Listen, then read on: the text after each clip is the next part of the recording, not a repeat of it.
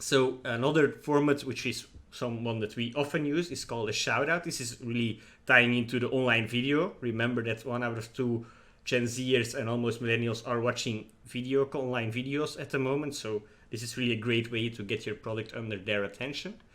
So basically what is a shoutout video or a shoutout stream, as I'll cover in a second, is where you have a video about something, about the usual content of an influencer. But what you do is that you take a part of the video, briefly interrupt it, but interrupt it is a negative word, I think, but briefly interrupt it to talk about a product or a message. So it has a lot of merit, so it's short.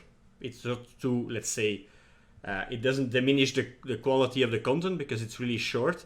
And of course, it will get a lot of attention because people are just coming in to watch the content, and you can easily bring via an integrated video, as we also call it, your message under the attention of the people who are wanting to watch the whole video. This is an example. I often watch RuneScape. This is a really old game, and he did a shout out for a sponsor which is not really typically tied to, let's say, RuneScape or any game, but I think he really did a great job in integrating what he's talking about, like a whole different topic, a shout out that he's doing, and tying it together with his content. So I had a vague idea of what the bots were probably doing. Quick announcement, guys, this video is sponsored by Shamrock Farms Rockin' Protein Energy. These drinks are a great source of energy while gaming or just for busy days because they combine cold brew coffee with 30 grams of high quality protein. There are 3 flavors out right now: cafe latte, mocha latte, and caramel latte. I've tried all 3 and my favorite is cafe latte. You can find them in stores all around you like Target. Rockin' Protein is made with quality protein and pure, fresh Shamrock Farms milk. Unlike synthetic energy drinks that often lead to a crash feeling later, Rockin' Protein Energy offers...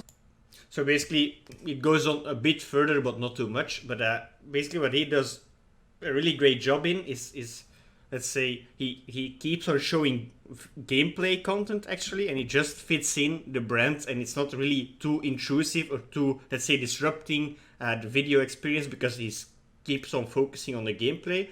And maybe you're not too familiar with the game, but he also... There's a lot of funny references to the connection between, let's say, the protein and the game. So I think it's really a smooth experience to watch it. And now I know all about that product. So it's a really good way of doing it in a quick, easy, credible way to get your product out there towards relevant audiences. If you think that RuneScape players or gamers are relevant audiences for a protein shake, then this is really a good way to do it. Second one is the shout out during a stream.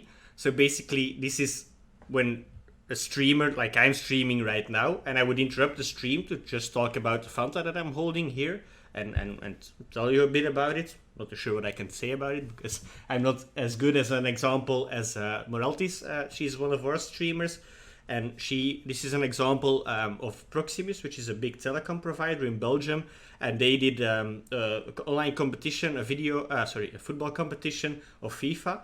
And she just announced the competition, talked a bit about it, and without further ado, I'm just going to show it. Okay. Oh, okay. If you go to my stream and you go under here and you click on this this picture right here, you will go to website. And you're thinking.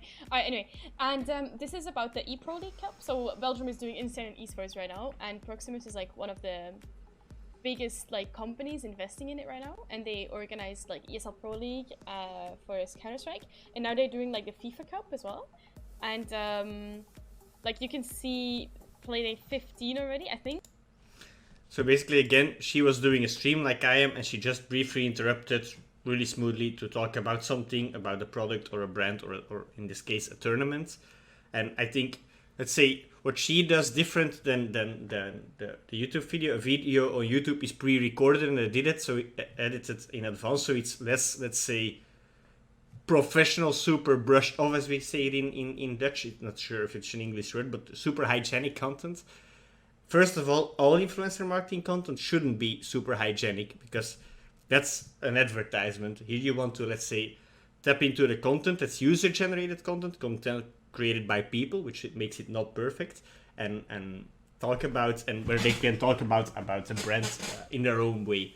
So basically, again, the difference between a video on demand on YouTube, so a normal video, and a live stream is that the YouTube video can be pre-edited and it's a bit more brushed off, a bit more polished.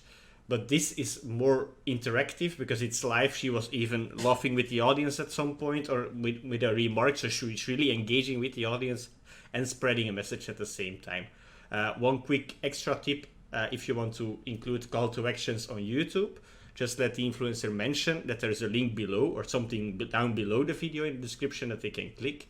How it works on Twitch is here, for example, in the chats that we have, that you can see on the right normally, that you can type certain comment and it will spawn some kind of message from a bot, a chat bot that's in our message system, and that you can include a call to action in that message as well.